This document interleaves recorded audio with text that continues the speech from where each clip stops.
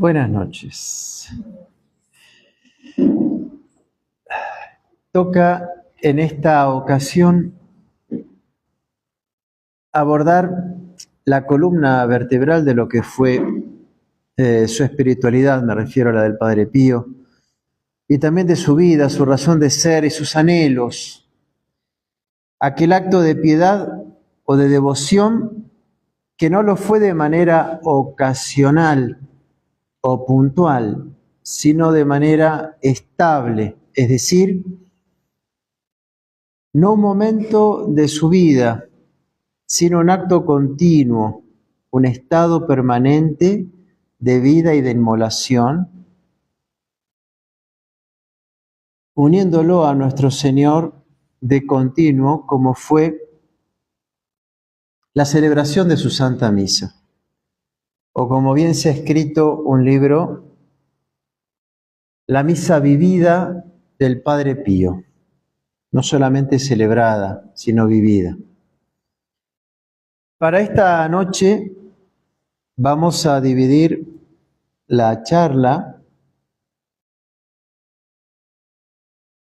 Primero, recordando algunas nociones de lo que fue la preparación a la misa, que nos debe ayudar a nosotros en lo que toca a la preparación de una meditación que podemos hacer, de una acción. Entonces, el primer punto va a ser la preparación del Padre Pío. En segunda instancia, algunas nociones sobre la Santa Misa. ¿Qué decía el Padre Pío que era la Santa Misa? En tercera instancia, esa unión con nuestro Señor durante la celebración de la Santa Misa, para por fin y luego ya quedarnos con una suerte de conclusión. Un tema en donde la pluma de los autores han escrito libros y que vamos a tratar de condensar sin demasiado abultar. La preparación de la Santa Misa. Aquí entramos en lo que fue la experiencia victimal del Padre Pío al celebrar la Santa Misa, para lo cual vamos a recordar algunas nociones sobre esta preparación antes de subir al altar, sobre esta realidad que ahí se realizará, sobre esta importancia, sobre esta pasión y muerte de nuestro Señor. Hay un principio en la vida que se aplica ciertamente en la vida interior, que no hay una buena acción sin una previa preparación y maduración de lo que se va a realizar. Esta afirmación tan simple y elemental es la que da razón a cómo nosotros realizamos cada una de nuestras acciones, de nuestras obras, tanto en el orden natural como en el sobrenatural. Así lo enseña nuestro Señor. Así pues, los tratados de vida interior no hacen otra cosa que advertirnos sobre la importancia de prepararnos, y cuanto más grande y cuanto más importante y cuanto más compleja puede ser una acción, tanto más hay que prepararla, evitando dejar todo a la última deliberación.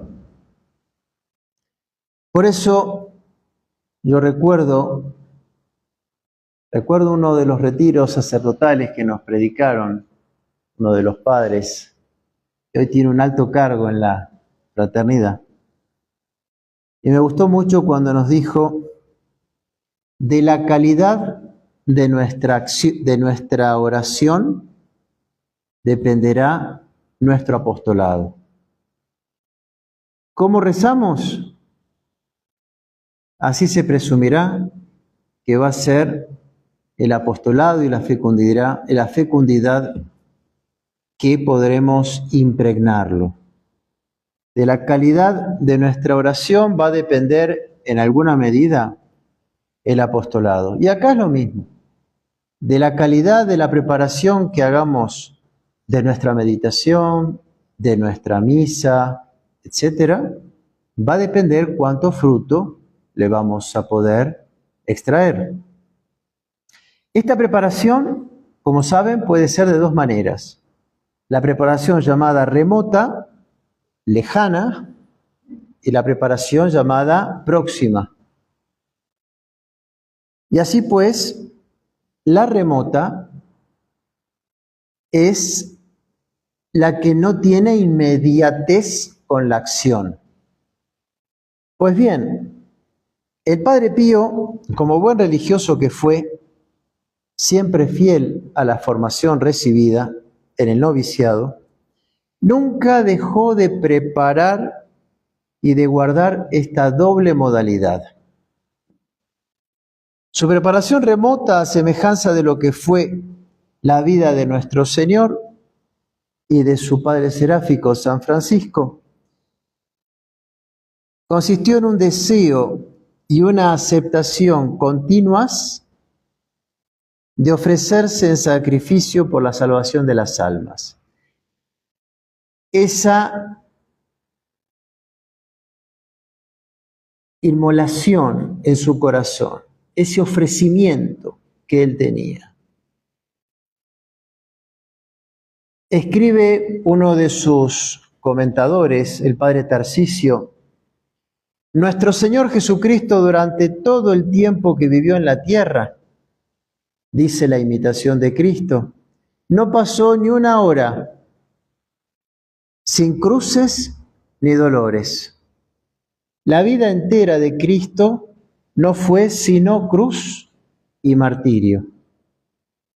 A diferencia del Antiguo Testamento, el sacrificio del Señor no es un acto más o menos prolongado, sino un estado de inmolación.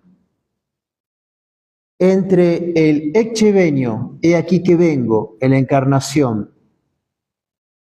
y el consummatum est de la cruz, pronunciado en el Calvario, está encerrada toda la vida del Redentor, y que no es otra que una oblación continua y creciente. Pero este estado de víctima de nuestro Señor va a llegar al ápice, al punto álgido mayor, en la, ciertamente, subida a la cruz. Por eso, decía el Padre, la pasión de Cristo es la recapitulación de su amor redentor a los hombres. El crucifijo es el signo visible de nuestros pecados que Jesús lleva al madero de la cruz en su cuerpo para que, curados por sus heridas, viviéramos por su justicia.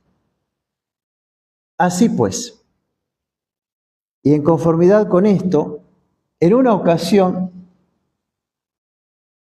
se le consultó al Padre Pío: Padre, ¿cuándo usted sufre? El Padre le respondió con esa llaneza que lo caracterizaba: siempre, hijo, siempre. Padre, ¿ha sufrido usted siempre? Desde el seno de mi madre, le responde. ¿Sufre mucho, Padre?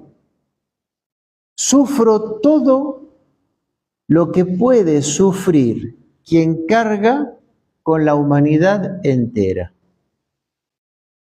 Esa era el alma del Padre Pío.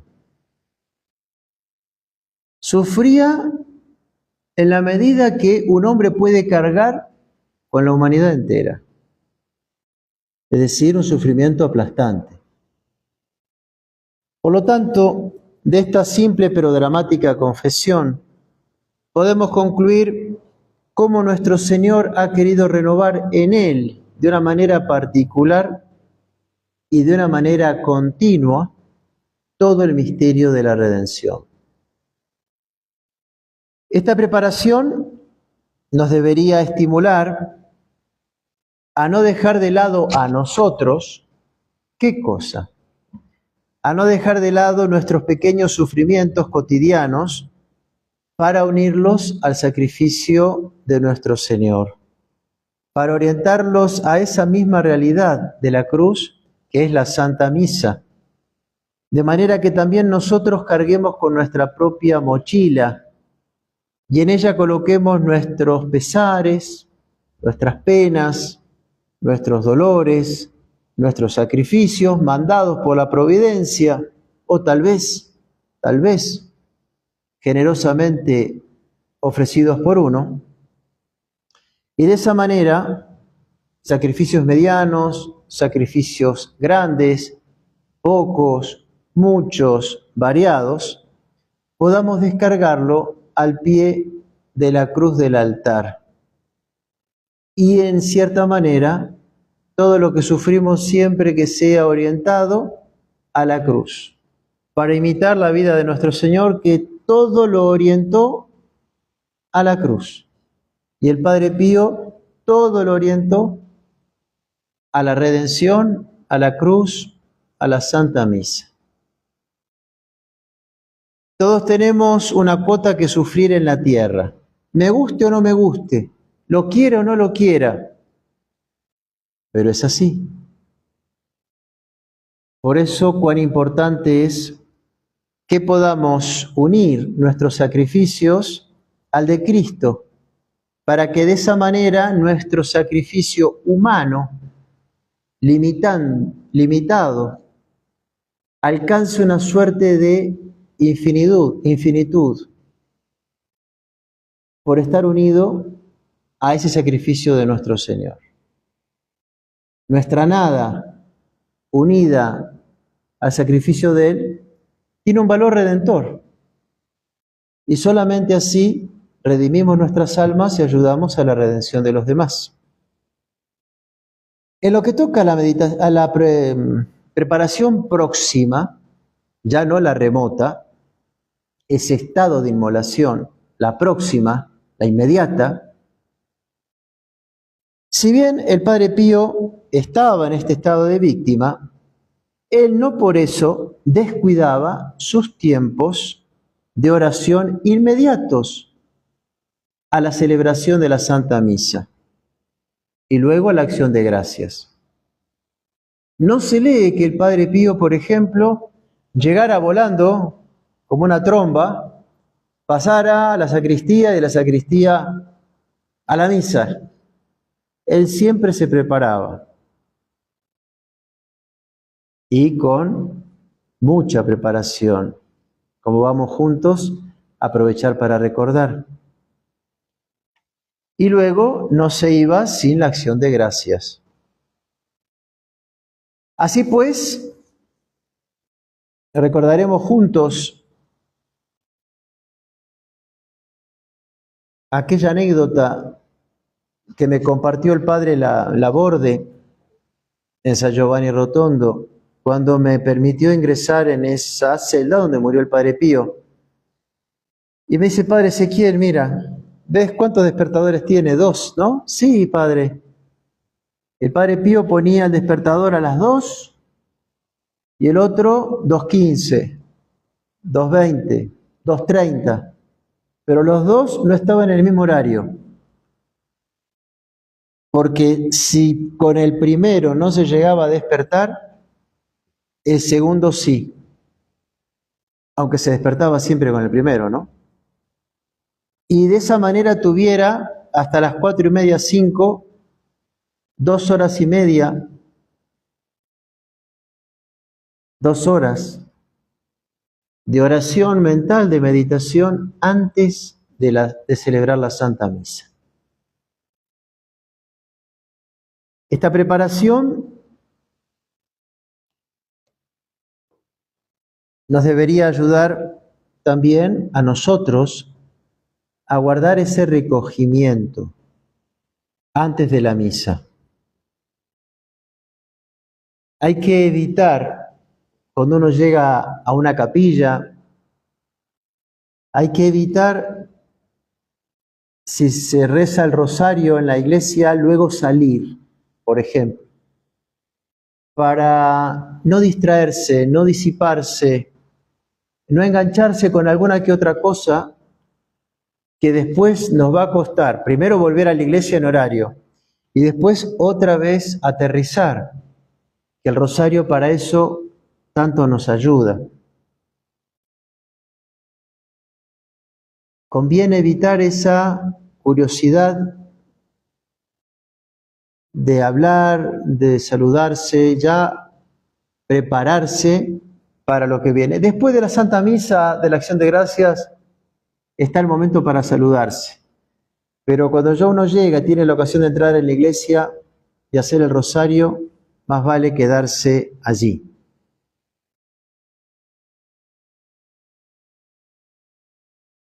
En segundo lugar, el Padre Pío, ¿qué pensaba sobre la Santa Misa?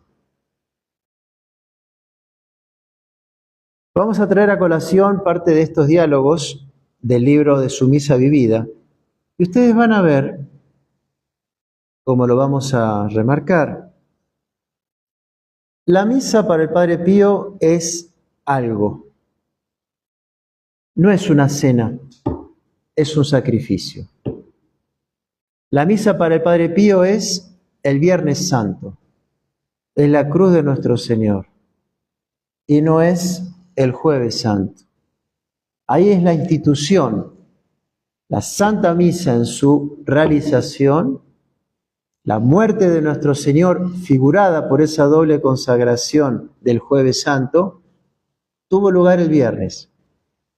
Y por eso el Catecismo, cuando responde a qué es la Santa Misa, afirma, es el sacrificio del cuerpo y de la sangre de nuestro Señor,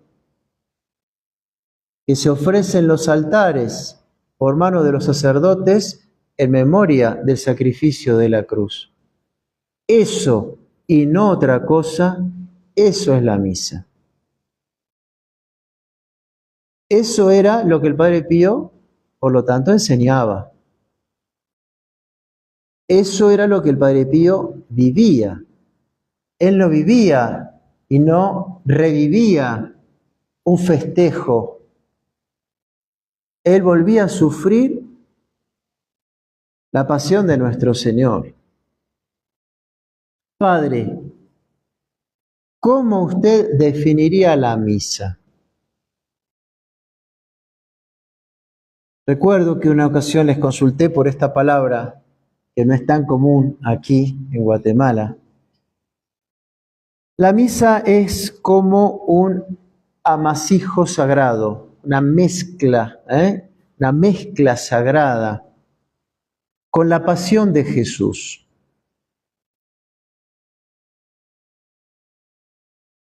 Mi responsabilidad en la celebración de la misa es única. Entonces, él se daba cuenta que era un amasijo,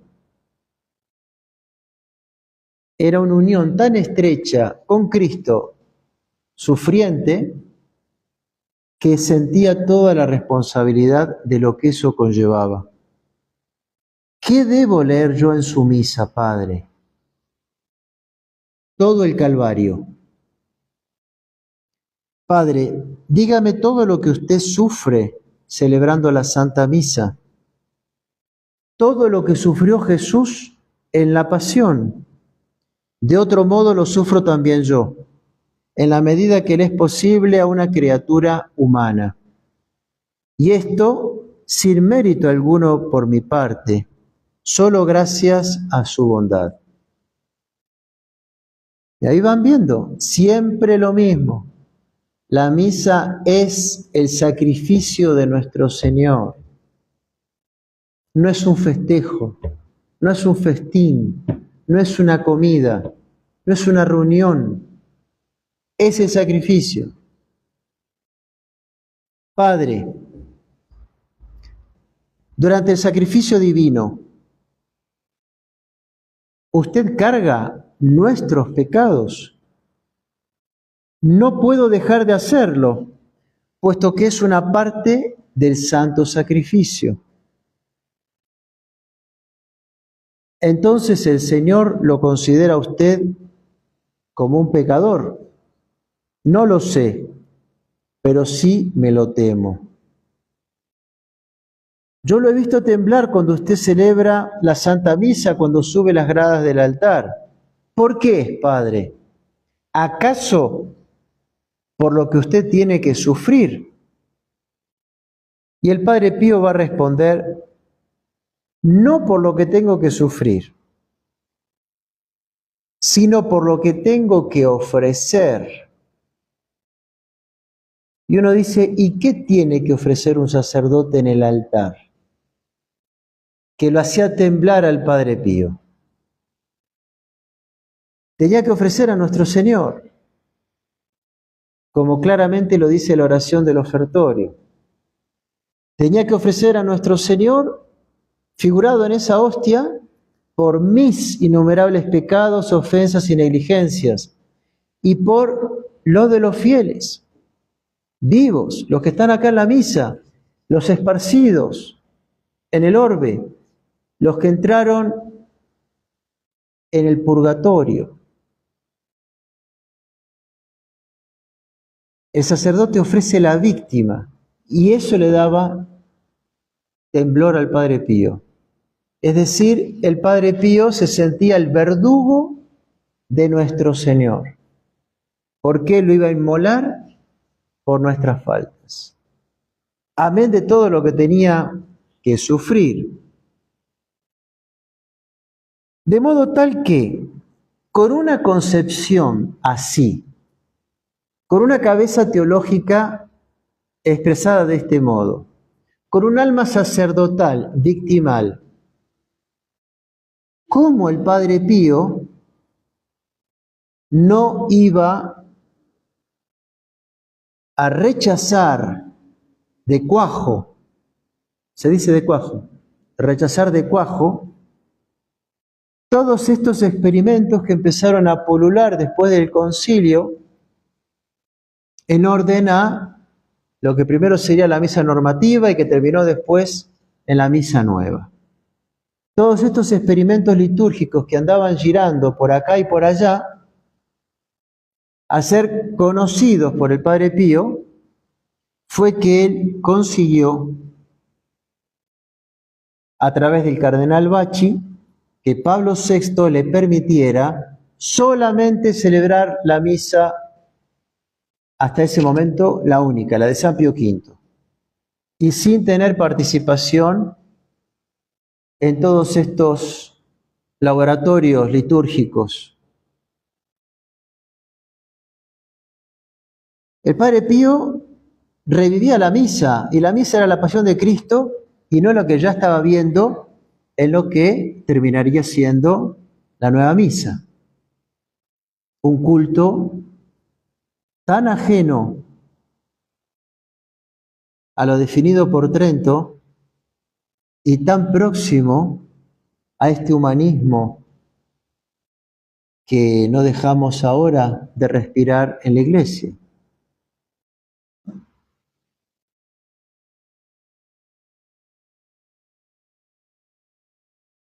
Las misas experimentales que tanta fobia el Padre Pío les tenía, que gracias a Dios nunca lo quisieron doblegar, y él va a morir, ustedes recordarán, el 23 de septiembre del 68, 68. La misa nueva se va a aprobar en abril 69. Es decir, meses después de la muerte del Padre Pío, va a tener lugar la aparición formal de la nueva misa. Esa última misa que se ve del Padre Pío, lo vuelvo a decir, en más de una ocasión me lo preguntaban, alguna gente cree que ya había empezado a rezar la misa nueva, porque en las misas antes de morir está filmado de cara a los fieles, de cara al pueblo. Sin embargo, el Papa Pablo VI si bien le concedió que pudiera celebrar sentado porque no se aguantaba el peso, estaba muy desgastado, enfermo, lo obligó a que la tuviera que celebrar ya al final de cara a los fieles, pero era siempre la misa de San Pío V. Nosotros podríamos decir que es nuestro orgullo y nuestro agradecimiento al cielo que lo que el Padre Pío fue en el altar, expresión visible de la misa como sacrificio del Viernes Santo, lo fue Monseñor Lefebvre en su defensa pública en el plano doctrinal. Y así pues, el Padre Pío fue la cara viviente del sacrificio de Cristo y Monseñor su cara teológica de esta misma identidad.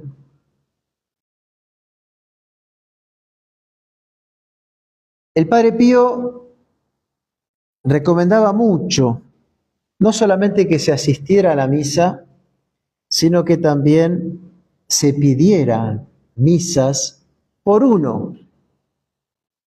Y así pues, en una ocasión dice, me preguntas si es útil y cosa buena aplicar por los vivos el santo sacrificio de la misa.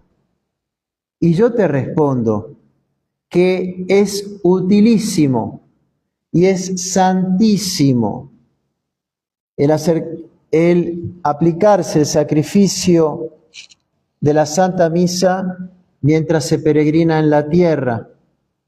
Ella nos ayudará a vivir santamente, a pagar las deudas contraídas con los pecados, con la justicia divina, y hacer que el dulcísimo Señor sea más benigno con nosotros. El día del cumpleaños, por ejemplo. Es muy lindo que ustedes puedan tomar la costumbre de pedir la misa por uno, por sí mismo. Pidan misas ese día, el día de sus familiares, si pueden, también. ¿Qué mejor regalo que hacer celebrar una misa por uno estando vivo y no esperar a que uno ya esté muerto? A ver si nos podemos cambiar ahora, una ayuda del cielo mayor, pedirse la Santa Misa. Es muy lindo. Y cuando me piden la misa a mí, para mí, mejor todavía. Estoy rezando la misa por mi santificación. ¿Cómo nos quiere nuestro Señor? ¡Qué regalo! Vamos a la celebración. Esa unión estrechísima con el crucificado. Toca ahora repasar con la memoria y con el testimonio de este santo estigmatizado, los momentos de la pasión y muerte de Jesús para descubrir cómo también Él los fue reproduciendo a lo largo de la celebración. Así pues, sufrirá la agonía en el huerto, la flagelación, la coronación de espinas, la crucifixión, sufrirá la soledad, la sed, escuchará una y mil veces los gritos y el escándalo de los que estaban en aquel entonces con el Sinedrín, mirando el espectáculo de la cruz. Recitará las 7 palabras del crucificado, orientándolas también a sus correspondientes objetos. En fin, nada quedará sin cumplir en el acompañamiento a nuestro Señor en la vía dolorosa. Y así pues, desde que el Padre Pío ya iba a la sacristía, estaba enfrente de los ornamentos y empezaba a colocárselos, ya empezaba el Padre Pío a sufrir la pasión y muerte de nuestro Señor.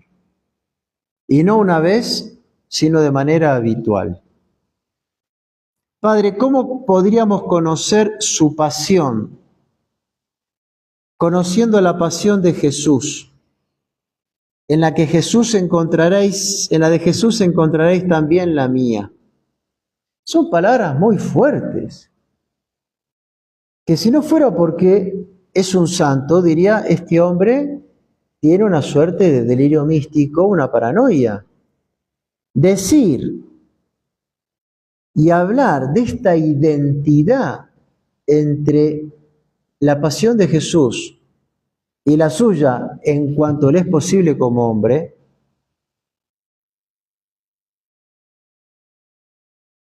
como bien dicho está, hay que tener coraje, ¿no?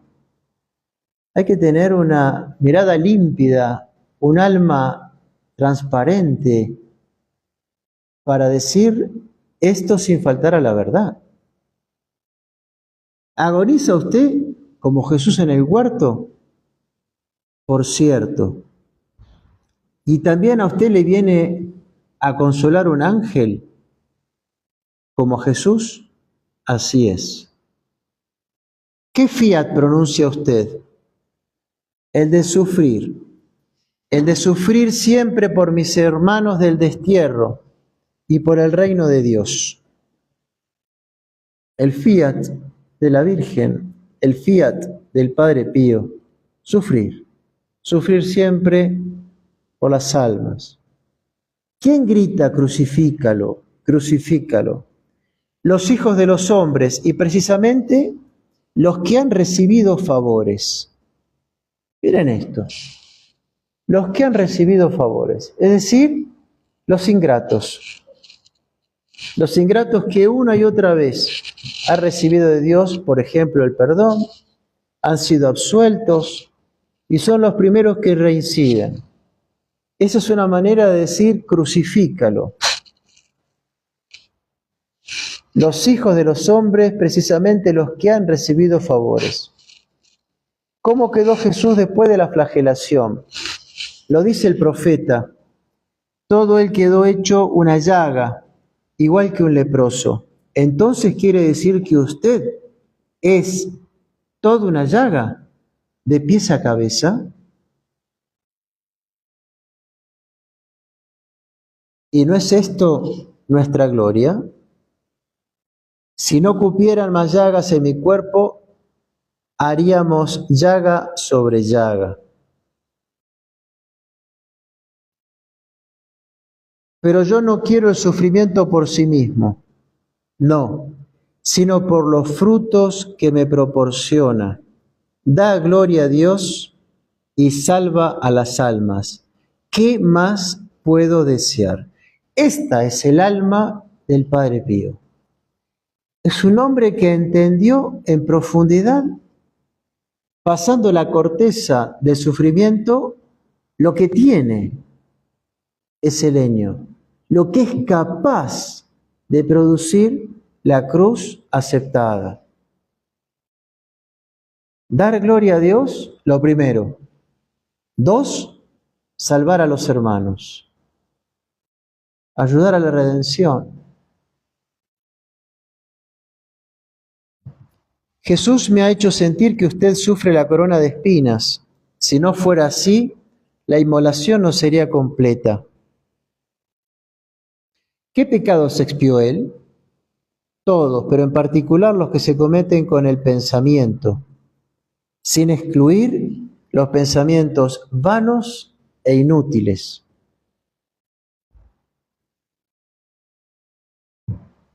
¿Es cierto que durante la misa usted sufre este sufrimiento, este suplicio? ¿Lo pones en duda? La sufro antes y después, porque es una diadema que no se deja nunca. Por eso que ya sentía cuando se ponía el amito, el paño que se aprieta el sacerdote de la cabeza y el escudo para pedir estar fuerte contra las tentaciones de la fe, ya el Padre Pío ya sentía, el Padre Pío es como que se iba y empezaba a revivir lo que fue el patio de Anás, Caifás y de Poncio Pilatos. Tremendo.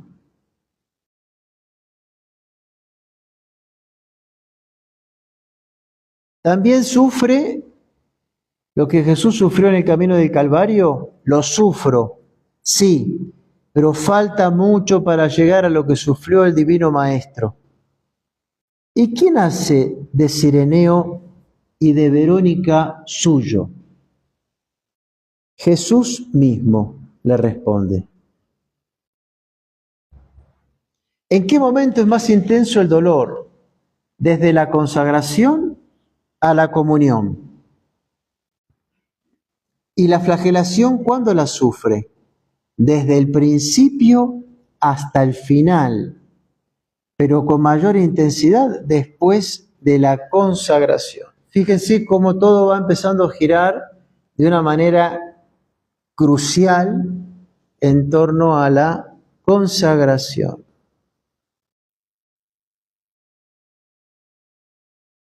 Entonces, el interlocutor le va a hacer una pregunta. Padre, ¿son reales los pinchazos de la corona de espinas y las heridas de la flagelación? ¿Son reales? ¿Qué quieres decir con esto?, le responde. Y agrega, los efectos son ciertamente los mismos. Y así pues el Padre Pío, celebrando la misa, se lo vería también llorar. ¿Te parece poco que Dios converse con las criaturas en el Evangelio y que éstas lo contraríen y que no dejen de herirlo con su ingratitud e incredulidad? Y entonces, si llora en el Evangelio, ¿por qué también llora en el ofertorio? Y aquí el Padre le responde, ¿quieres arrancarme el secreto? Pues bien, es el momento en que el alma queda separada de todo lo profano. Es decir, donde se va a realizar, y es la preparación a la consagración, en donde va a haber esa destrucción y esa nueva creación. Ustedes recordarán esa anécdota de este hijo también espiritual del Padre Pío, cuando fue a una de las misas que él celebraba, y él encontraba esta maravilla, este paraíso todo que circundaba la misa del Padre Pío. Va a ver a la Virgen María, va a ver a los ángeles, y él pensaba que era una ilusión. Y entonces le escribió al Padre Daniel, Padre Daniel, yo le ruego por favor, estuve en la misa del Padre Pío, en San Giovanni, y he visto a la Virgen salir al costado del Padre Pío, he visto los ángeles que salían de la sacristía precediéndolo, he visto a la Virgen María colocarse al lado del Padre Pío al comenzar la Santa Misa. Y él va a decir más, lo he visto al Padre Pío comenzando la misa todo luminoso. Cuando elevó la hostia, en la elevación, el Padre Pío se derretía en unión a Jesús, pero cuando llegó el momento de la comunión fue una completa fusión de amor, que ya no se podían distinguir. Y ahí el Padre Daniel le golpea las puertas al Padre Pío y le dice, Padre, este hijo sardo espiritual suyo, Cherioni, me acaba de escribir esto y quiere saber si no es una ilusión, si el demonio no lo está engañando. Y es muy lindo, el Padre Daniel dice que el Padre Pío le dijo, Padre Daniel, la primera parte que concierne a los ángeles y a la Virgen es así, quedándose en silencio. Entonces el Padre Daniel le dice, Padre Pío, si la primera parte es verdadera, entonces la segunda también. El Padre Pío me escuchó y como notificado hizo un gesto con la cabeza y asintió. La misa del Padre Pío, en donde todo el paraíso estaba en su entorno. Allí se presentaba la Santísima Virgen María ante sus ojos, siempre. ¿Te crees que la madre no se interesa por su hijo? Respondía. Y los ángeles en legiones. ¿Y qué hacen? Adoran y aman. Esa es la actitud que debemos tener en la Santa Misa. Adorar a Dios, amar a Dios, unirse con Él, inmolarse con Él. Ya para ir terminando, saltando algunas cosas, diálogos, el Padre Pío, cuando se le consultaba cómo debo asistir a la Santa Misa, cómo debo asistir yo hoy en este priorato, cómo tengo que asistir a la Santa Misa, ¿qué me respondería el Padre Pío?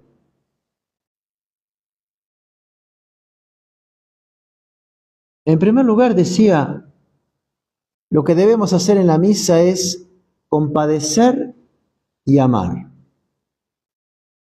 que era lo que hacía la Virgen María, compadecerse y amar. Y después agregaba, debemos oír la misa como asistieron a la tragedia del Calvario la Santísima Virgen y las piadosas mujeres, lo mismo que San Juan asistió al sacrificio eucarístico y al sacrificio cruento de la cruz. Y ahí vemos entonces cómo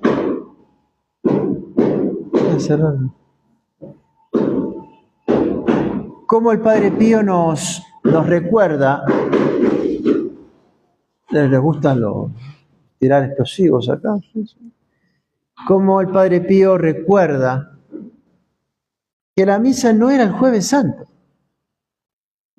como asistieron a la tragedia del Calvario, la Santísima Virgen y las piadosas mujeres, lo mismo que San Juan asistió al sacrificio eucarístico y al sacrificio cruento de la cruz. Así deberíamos estar. Cada misa es la cruz. Y agregaba en otra ocasión, al asistir a la misa, renueva tu fe y medita cuál es la víctima que se sacrifica por ti ante la justicia divina, para aplacarla y hacerla propicia. No te alejes del altar sin unas lágrimas de dolor y de amor por Jesús, crucificado, por tu eterna salvación. Quien empieza a amar debe estar dispuesto a sufrir. Pues bien, como conclusión, visto y considerado lo que es la Santa Misa, como él decía, la misa da una gloria infinita a Dios, pues quiera el cielo que nuestra Madre Santísima nos ayude, en primer lugar para valorar más el santo sacrificio de la misa y su relación al sacrificio de la cruz, tomar conciencia. En segundo lugar, en el deseo, crecer en el deseo de unirse más a Cristo sufriente, aportando nuestras cruces cotidianas a los pies de la cruz del altar. En tercera instancia, tener nuevos estímulos sobrenaturales para mantenernos atentos durante su celebración, imitando a la Santísima Virgen en la celebración de la misa de San Juan, imitando a la Virgen al pie de la cruz, imitando a la Magdalena. Y por fin, a defender y aferrarse a la misa de siempre, bastión de la cristiandad, resistiendo a la saga del Padre Pío, a la saga de Monseñor Lefebvre, resistiendo a la misa llamada nueva, aquella misa, aquel rito que para las corrientes más progresistas, protestantes, como afirmaban los cardenales Ottaviani y Bacci, no encuentran motivos para no asistir y que se aparta la misa nueva en conjunto y en detalle de lo que la Iglesia Católica definió en el Concilio de Trento en lo tocante al culto de la misa. Entonces, a pedirle al Padre Pío que nos dé esa fuerza, que no nos cansemos de hacer el esfuerzo por asistir, por compartir, por vivir de la misa de siempre. Eternamente agradecidos no podemos dejar de estar con nuestro fundador, con Monseñor Lefebvre, que tuvo esa vista para vislumbrar lo que pasaría y entonces habernos transmitido esta perla del Evangelio. Vamos a pasar a la capilla para recibir la bendición con su reliquia.